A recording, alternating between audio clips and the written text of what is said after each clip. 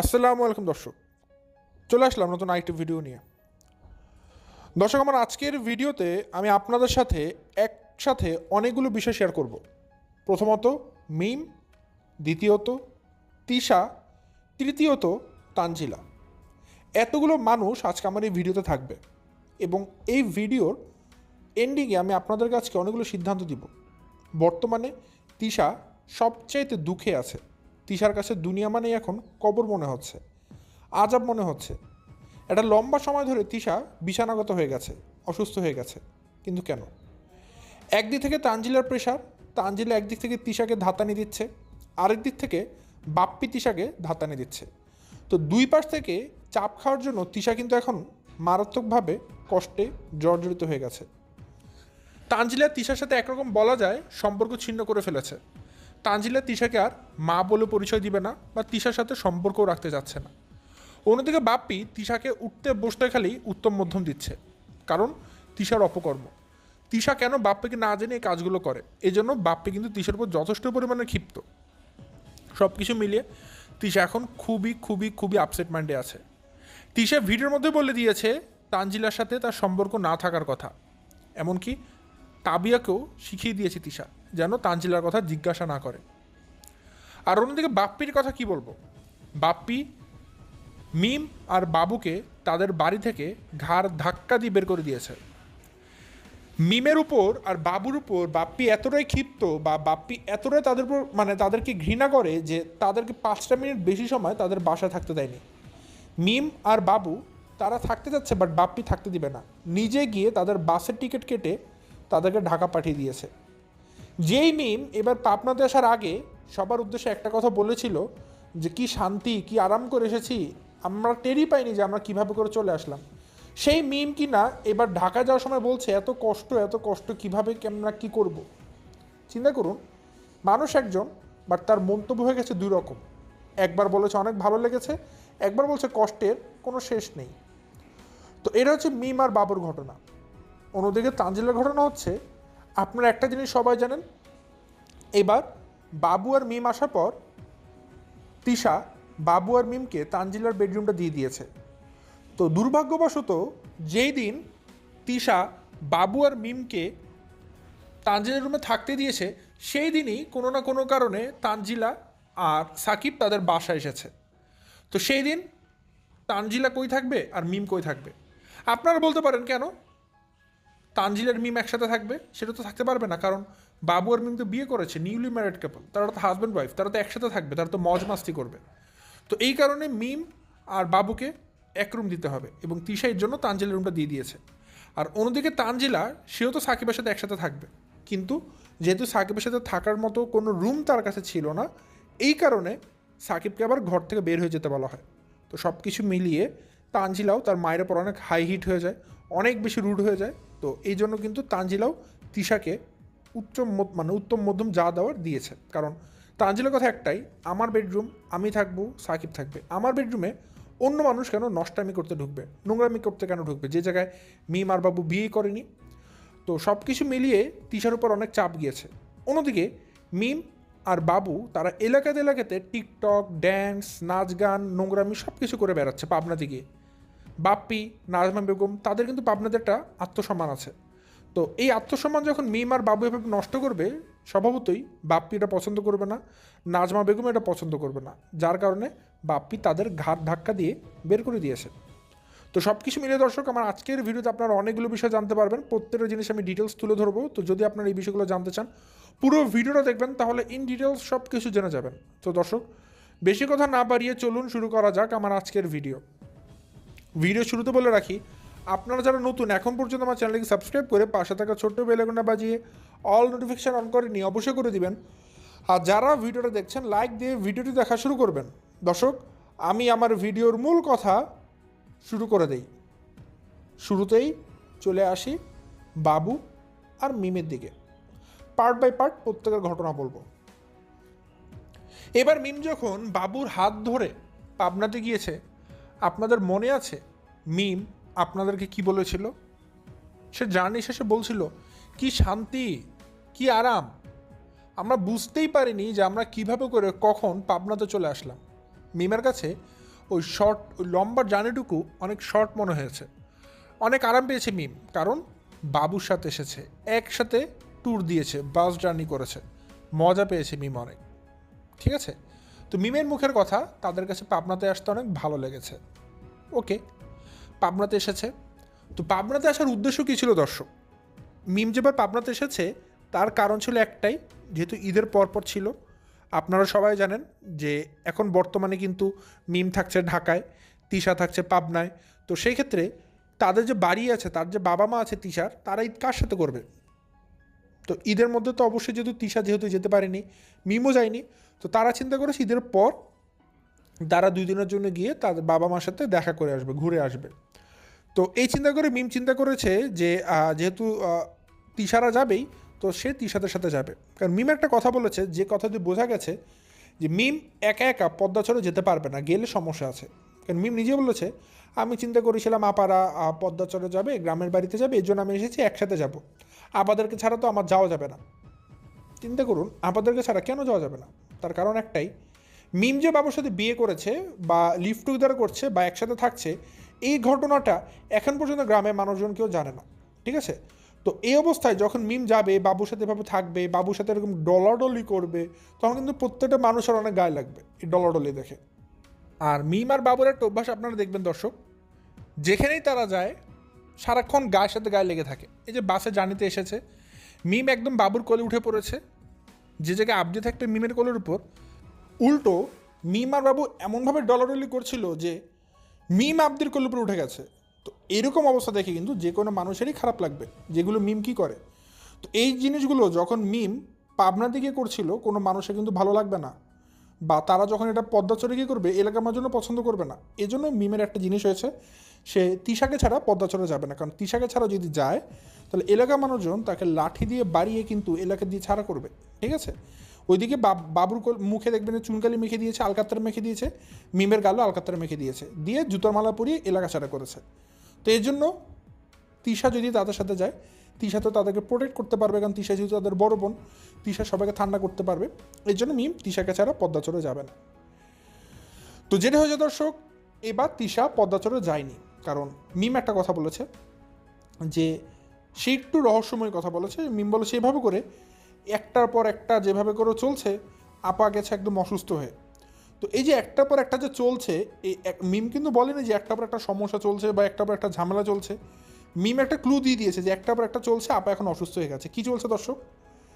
একবার তানজিলার সাথে তিশার চলে, মানে ঝগড়াঝাটি, একবার বাপ্পির সাথে তিশার চলে ঝগড়াঝাটি, একবার তিশা নিজে করে সবার সাথে ঝগড়াঝাটি। তো এই সমস্ত জিনিস মিলে তিশার নিজে অসুস্থ। তো এই গরমে তিশা যে এখন পদ্মা চলে যাবে, এটা তিশার পক্ষে সম্ভব না। এই জন্য মিম আর এবার যেতে পারছে না, 1 মাস পর যাবে। তো সে আবার ঢাকাতে চলে যাচ্ছে। পারতো কিন্তু মিম একা পদ্মাচরে গিয়ে তার মার সাথে দেখা করে ঘুরে আসতে, বাট মিম যায়নি, কারণ ওই যে তিশা ছাড়া সে যেতে পারবে না, বাবুকে নিয়ে এলাকা ছাড়া হবে। তো পরবর্তীতে দর্শক, মিম এতদিন তো ঘুরেছে, এখন তো সে আরও থাকতো, কিন্তু এলাকাতে মিম যা শুরু করেছে, এলাকার মানুষজনের চোখে কিন্তু এখন বাপ্পিদের সম্মান নষ্ট হয়ে যাওয়া ধরেছে। নাজমা বেগম ভালো হোক খারাপ হোক যাই হোক না কেন দর্শক, নাজমা বেগমের স্বামী মানে বাপ্পির বাবার কিন্তু এলাকাতে একটা স্বনাম আছে, একটা মান সম্মান আছে। তো এরকম অবস্থা যখন সবাই দেখবে এলাকার মানুষজন যে এই মানুষের বাড়িতে একটা মহিলা থাকছে, একটা পুরুষকে নিয়ে বিয়ে ছাড়া ডলাডলি করছে, এটা কিন্তু প্রত্যেকটা মানুষের চোখে লাগবে, কেউ এটাকে সহজে মেনে নিতে পারবে না। আর এবং মিম মানে পাবনাতে গিয়ে কোথায় সে তো সংযত থাকবে, সে সংযত না থেকে সে বাবুর সাথে সেখানেও ডলাডলি করছে, খেতে চলে যায়, খেতে গিয়ে ডলছে, সে নদীতে চলে নদী গিয়ে ডলছে, সে বাড়িতে বসে ডলে, ছাদে বসে ডলে। তো এরকম ডলাডলি তো মানুষ পছন্দ করবে না, এটা আপনারাও জানেন দর্শক। কারণ দিন শেষে পাবনা কিন্তু একটা মফস্বল এরিয়া, ওইখানকার মানুষজন কনজারভেটিভ মাইন্ডেই থাকে, তারা এগুলো দেখে অভ্যস্ত না। তো যখন বাপ্পির কানে এই সমস্ত কথাবার্তা আসবে যে আপনাদের বাড়িতে এটা কারা থাকে যে এরকম করে চলে, কোনো মান ইজ্জত নাই, মান সম্মান নাই, তো বাপ্পির এগুলো খারাপ লাগে। তুমি আরও কিছুদিন থাকতো বেশি, কিন্তু বাপ্পি এগুলো সহ্য করতে না পেরে তাদেরকে এলাকা ছাড়া করেছে, মানে একদম ঢাকা পাঠিয়ে দিয়েছে। তো এর আগে আরও একটা কাজ করেছে, মিম আর বাবু খুব সুন্দর মতো কিন্তু তারা তানজিলার বেডরুমে ঘুমাচ্ছিল, মানে তারা সকাল হলে ডলে একবার, বিকালে ডলে একবার, রাতে ডলে একবার। তো এরকম অবস্থায় একটা জিনিস চিন্তা করুন দর্শক, তাদের বাসাতে কিন্তু তান আছে, তাবিয়া আছে।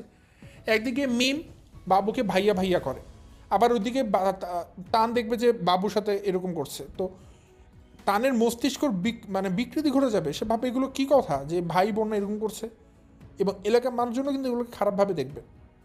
আপনারা দেখবেন ক্যামেরার সামনে মিম কিন্তু বাবুকে ভাইয়া ভাইয়া করে, আর ওদিকে ক্যামেরার পেছনে এগুলো করে। বাসাতে যদি বাচ্চা মানুষরা আছে তারা যখন এগুলো দেখবে তারাও তো এরকম খারাপভাবে প্রভাবিত হবে। তো সব কিছু মিলিয়ে বাপ্পির মাথা একদম খারাপ হয়ে গিয়েছিল। দেখবেন যেদিন থেকে মিম আর বাবুকে সে দেখেছে সেদিন থেকে সে তার চ্যানেলে ভিডিও দেওয়া বন্ধ করে দিয়েছে, তার মাথা খারাপ এতভাবে হয়েছে।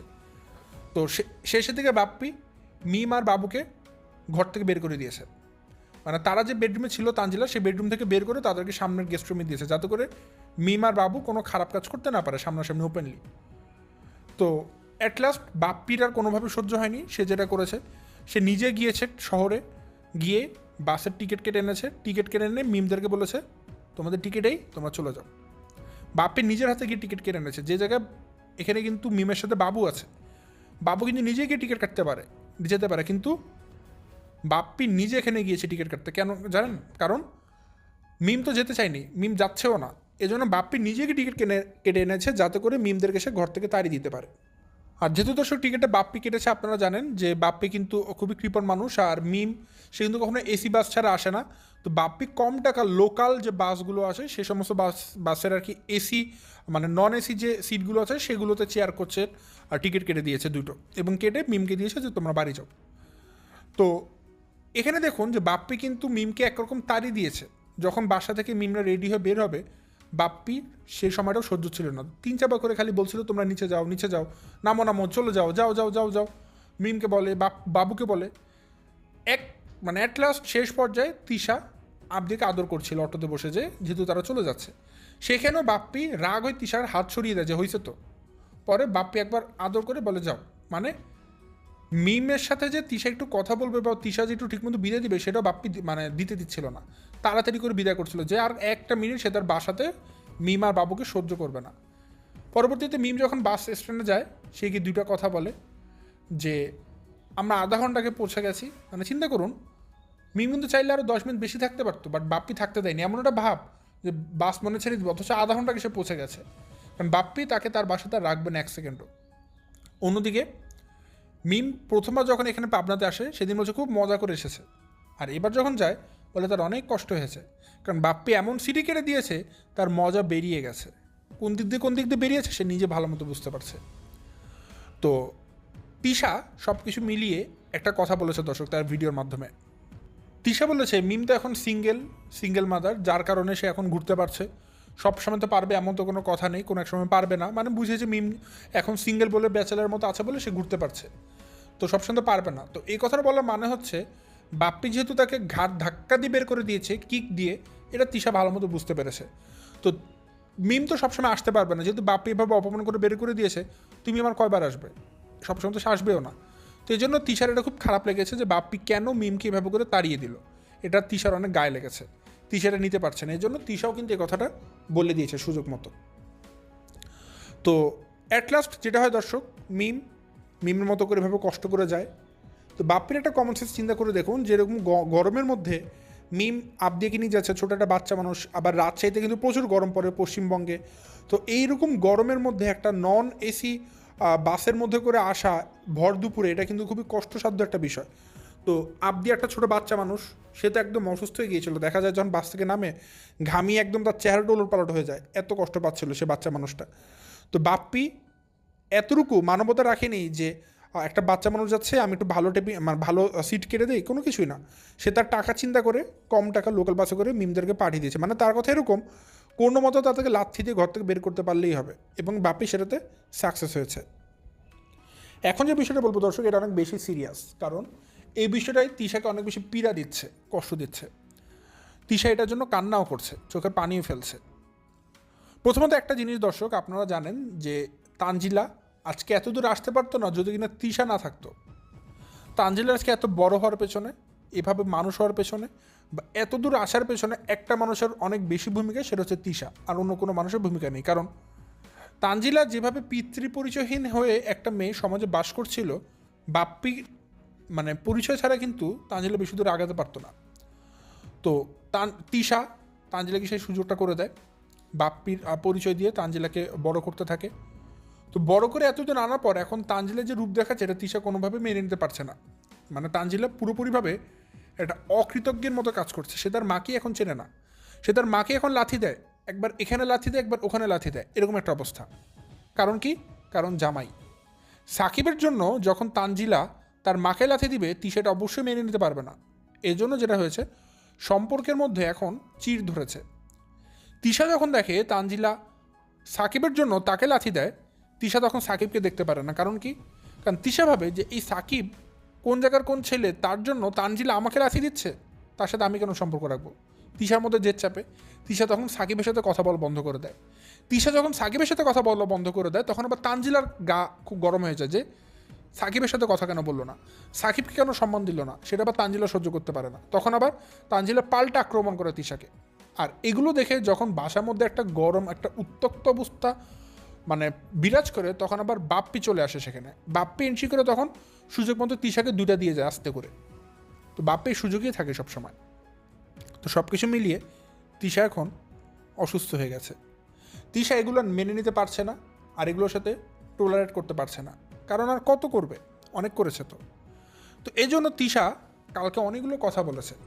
এর মধ্যে একটা কথা ছিল এরকম যে মানুষকে আমি ভোলার চেষ্টা করি, কিন্তু এর আগে মানুষ আমাকে ভুলে যায়।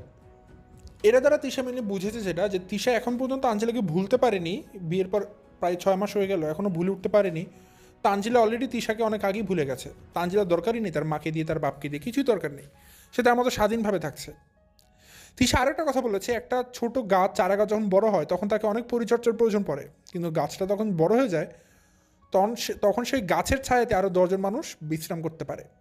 এটাও সে তানজিলাকে বলেছে যে এই তানজিলাকে পালন করার পেছনে কত শ্রম তিশা দিয়েছে, অথচ এই তানজিলাই কিনা এখন তিশাকে চেনে না। আসলে কি দর্শক, এখন যেটা হয়েছে, তানজিলা এবং তিশার মধ্যে যে জিনিসটা নিয়ে ফাইট হয়, তিশা এখনও চায় যে তানজিলা তিশার জন্য করে যাবে। তানজিলা এখনও খালি মা মা মা মা করতে থাকবে, তিশা এটা চায়। কিন্তু আসলে তানজিলা তো বিয়ে দিয়েছে, তানজিলার আলাদা ঘর আছে, তার শ্বশুরবাড়ি আছে, তার স্বামী আছে। তানজিলা এখন পারবে না আগের মতো সারাদিন তার মাকে নিয়ে বসে থাকতে, মার জন্য করতে। এটা তানজিলার পক্ষে সম্ভব না। তার নিজের একটা লাইফ আছে এখন, কিন্তু তিশা সেটাকে এখন পর্যন্ত মেনে নিতে পারছে না। তার কথা একটাই, সে এতদিন তানজিলাকে লালন পালন করেছে, মানে তানজিলা এখনও তার জন্য করে যাবে, এখনও তাকে সঙ্গ দিয়ে যাবে। বাট সেটা তানজিলার পক্ষে কোনোভাবেই সম্ভব না। কারণ তার একটা স্বামী আছে, স্বামীর তার শ্বশুরবাড়ি আছে, শ্বশুর শাশুড়ি স্বামী সবার দায়িত্ব পালন করে তানজিলার পক্ষে সম্ভব না সে সারাদিন মাকে নিয়ে পড়ে থাকবে। আর তিশাও দর্শক বলে দিয়েছে যে সে এখন তার মেয়ে একটাই, সন্তান 2টা, একটা তান একটা তাবিয়া। সে এখন তানজিলাকে তার সন্তান হিসেবে স্বীকারও করে না, বলেও না তার মেয়ে 2টা, সে বলে মেয়ে একটা।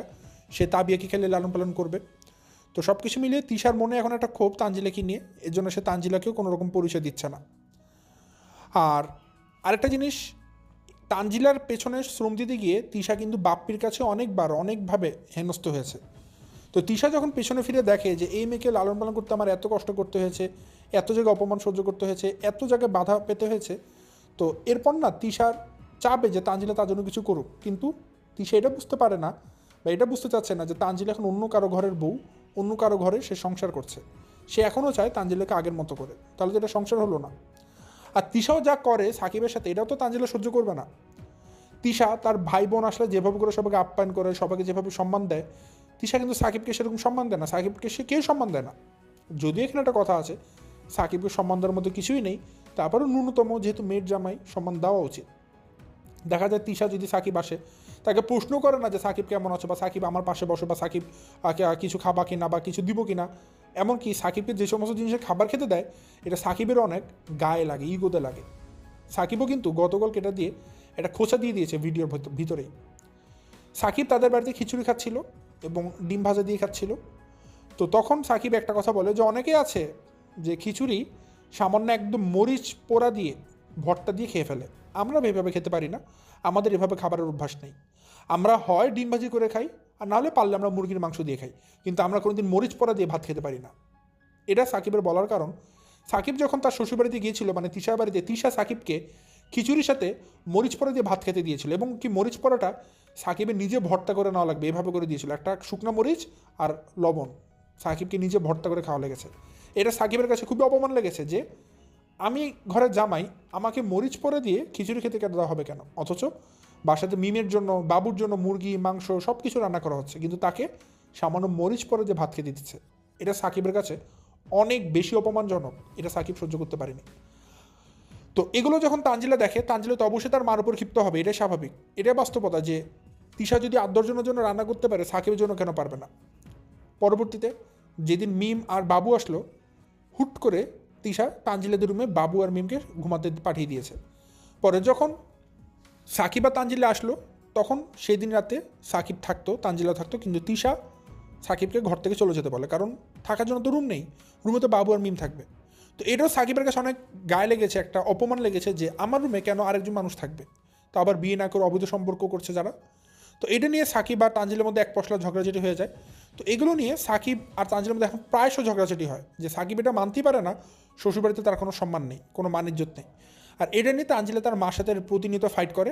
এই জন্য তিশা অনেক রাগ হয়ে যায়, তানজিলা কেন সাকিবের জন্য আমার সাথে ঝগড়াঝাটি করবে। তিশা তো সাকিবের জন্য অতটুকুই করবে যতটুকু তার প্রাপ্য, বেশি কেন করবে, সাকিবকে তো সম্মান দেওয়ার কিছু নেই। তো সব কিছু মিলিয়ে না তাদের প্রত্যেকের সম্পর্ক একটা হজবরল সম্পর্ক হয়ে গেছে।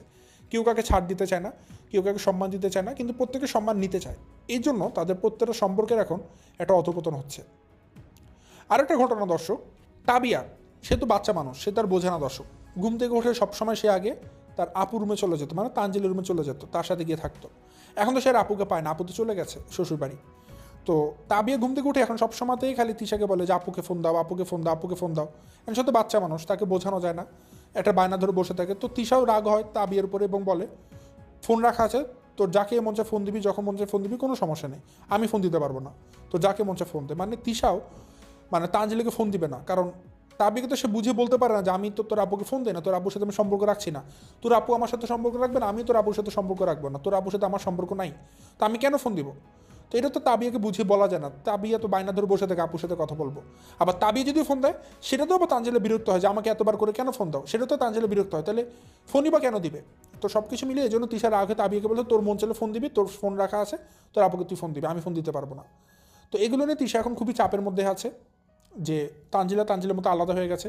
তিশা এখন ঘরের মধ্যে একাই থাকে, বাপিও তার সাথে খারাপ ব্যবহার করে। তো মানে তিশাকে সঙ্গ দেওয়ার মধ্যে এখন কোনো মানুষ তার সাথে থাকে না। তো এই জন্য তিশার কাছে সব কিছু কবরের মতো লাগে, এগুলো তিশা সহ্য করতে পারছে না, বিয়ার করতে পারছে না। তো এই জন্য এখন তিশার জীবনটা অনেক বেশি অতিষ্ঠ হয়ে গেছে। তো সব কিছু মিলিয়ে দর্শক, এই ছিল আমার আজকের ভিডিও। আজ আর বিষয়টা বাড়াচ্ছি না। তো আজ এখান থেকে বিদায় নিচ্ছি, সবাই ভালো থাকবেন, সুস্থ থাকবেন। আসসালামু আলাইকুম।